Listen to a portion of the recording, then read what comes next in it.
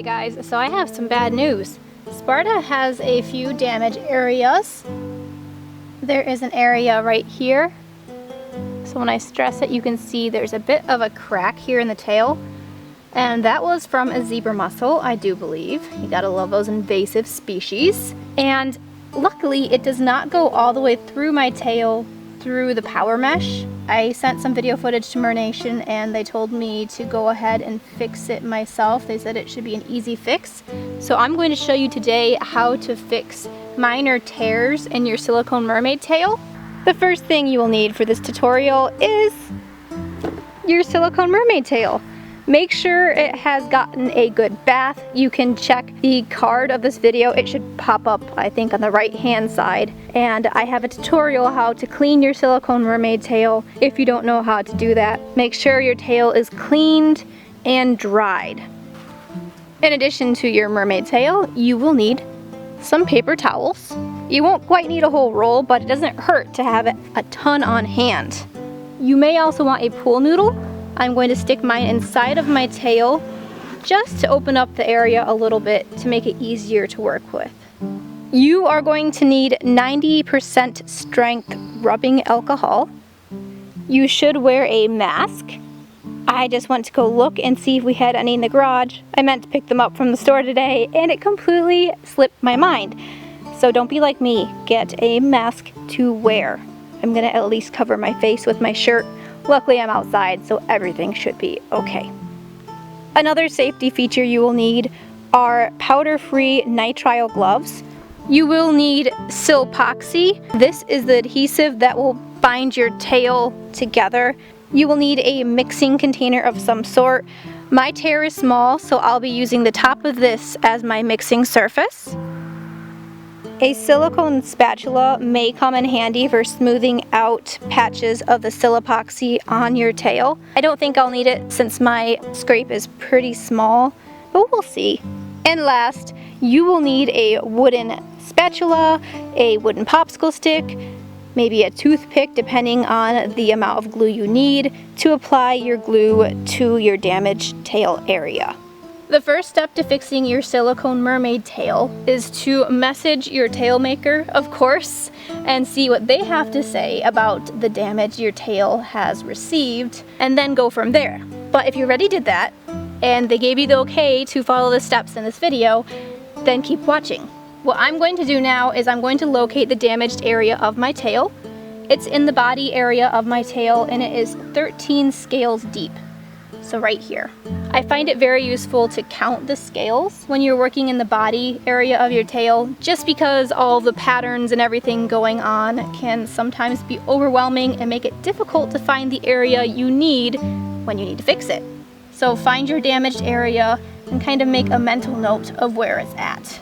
Or you can even kind of mark it physically by, say, laying a toothpick on it, like that. Once you've located the damaged area, take a paper towel and soak it in the 90% rubbing alcohol. Clean off the area surrounding the damaged area of your tail.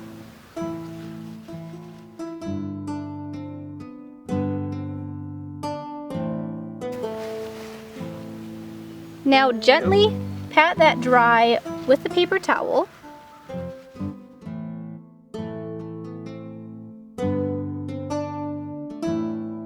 And now allow it to air dry for a couple of minutes. In theory, you should have done this before you went ahead and put the rubbing alcohol on your tail, but grab your gloves and stick them on. I'm a forgetful person sometimes, forgetful phantom. Now that your tail has dried and you feel like a special doctor or person who dissects bodies, we are going to go ahead and we are going to work in this area that is damaged, which is right here. So what I am going to do is open up my SIL-POXY. Before you open up your SIL-POXY, make sure that when you close the cap, you're extra careful not to get any air inside of here, because it will dry out your entire tube, and you do not want that because I'm sure you want to reuse this sometime. So this SIL-POXY, it says on here you have about 5 minutes to work with it, and it'll cure in about 12 minutes. It's important to note that you are not to take your tail out in the water for at least 24 hours. You need to make sure that this stuff cures really well, and it's ideal to work with it at room temperature. What I'm going to do is take the cap off this, put some right on here, and then I'm going to take my toothpick and I'm going to put some glue inside of the cracks. So I'm going to try to catch that on camera for you.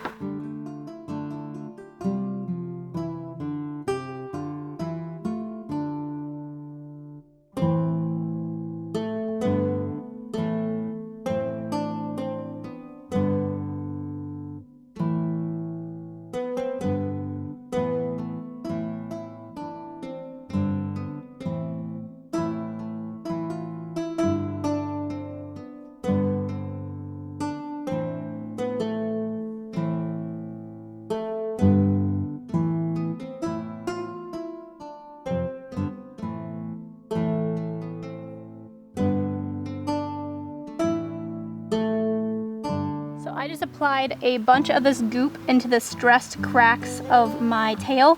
I stressed the cracks, applied the SIL-POXY, and now I'm going to take my spatula and just swipe it off like that. Try to level it. It will dry clear, so if there's some excess, it's not a problem.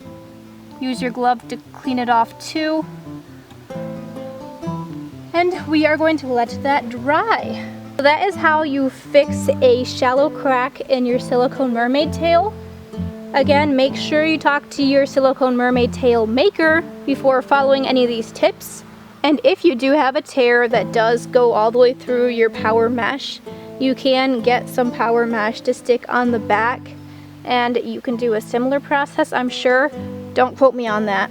But definitely reach out to your tail maker if you have a more severe crack than I have here.